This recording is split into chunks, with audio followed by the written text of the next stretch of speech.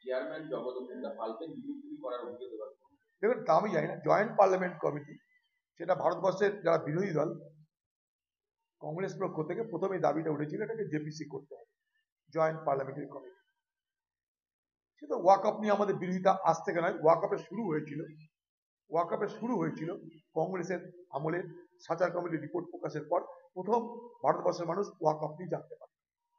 সাচার কমিটির রিপোর্টে প্রকাশ পেল, কি প্রকাশ পেল, সারা ভারতবর্ষে ওয়াকআপ সম্পত্তি যদি ঠিক মতো ব্যবহার করা যায় তাহলে ওয়াকআপ বোর্ডের হাজার হাজার কোটি টাকা রোজগার সম্ভব।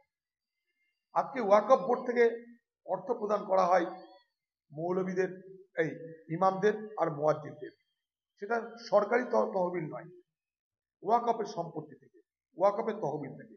পশ্চিমবঙ্গে ওয়াকআপের লাভ নাই, অথচ পশ্চিমবঙ্গে ওয়াকআপের সম্পত্তির অভাবও নাই। সারা ভারতবর্ষে সব থেকে বেশি ওয়াকআপ সম্পত্তি কোথায় জানেন? পশ্চিমবঙ্গ। 1,48,200 টাকা। সেগুলো কোথায় কেউ জানে না, সেগুলোর কিভাবে ব্যবহার হচ্ছে কেউ জানে না। অথচ সাচার কমিটি রিপোর্ট প্রথম মনমোহন সিং এর আমলে প্রকাশ পেয়ে সেটাকে বলে দেওয়া হলো যে ওয়াকআপ সম্পত্তি ভারতবর্ষে প্রচুর পরিমাণ আছে, লক্ষ লক্ষ একর, প্রায় 6 থেকে 7 লক্ষ একরের হিসাব আমরা দেখেছি। বিজেপি পার্টি দেখছে এত সম্পত্তি যখন ওয়াকআপের হাতে, এই সম্পত্তি কি করে কেড়ে নেওয়া যায়, কারণ এই সম্পত্তিটা মুসলমানদের হাতে কেড়ে নেওয়া যায় কি করে।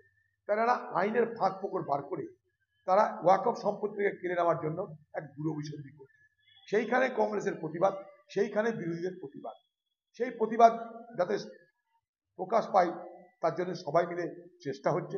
আর সেই প্রতিবাদ, সেই আসল তত্ত্বটাকে ধামাচাপা দেওয়ার জন্য সরকার সচেষ্ট হয়েছে। সরকার বিভ্রান্ত করে মানুষকে প্রমাণ করার চেষ্টা করছে ভারতবর্ষে সামরিক বাহিনী, ভারতবর্ষের রেল, যত না সম্পত্তি আছে, যত না জমি আছে, তার থেকে বেশি জমি আছে ওয়াকআপের। সম্পূর্ণ মিথ্যা একটা প্রচার চলছে ভারতবর্ষ জুড়ে ওয়াকআপ সম্পত্তি। মনে রাখবেন, ওয়াকআপ সম্পত্তির মালিক স্বয়ং আল্লাহ, এটাই মুসলমানরা মনে করে।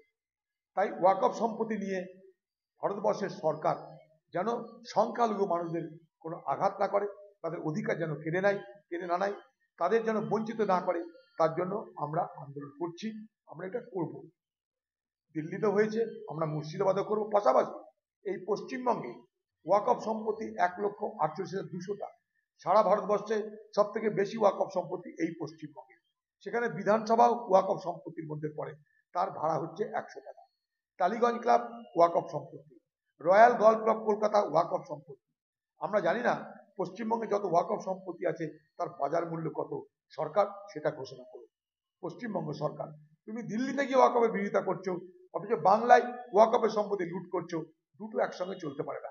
আমরা দিল্লিতেও ওয়াকআপ সম্পত্তি কেড়ে নেওয়ার বিরোধিতা করছি, আমরা বাংলাতেও ওয়াকআপ সম্পত্তি লুটের বিরোধিতা করছি। কারণ এ বাংলায় ওয়াকআপ সম্পত্তি প্রচুর পরিমাণে এনক্রোচমেন্ট হচ্ছে, দখল হচ্ছে, সেখানে মাল্টি স্টোরি বিল্ডিং হচ্ছে কলকাতা এবং অন্যান্য জেলায়। আমি খুব দায়িত্ব নিয়ে বলছি।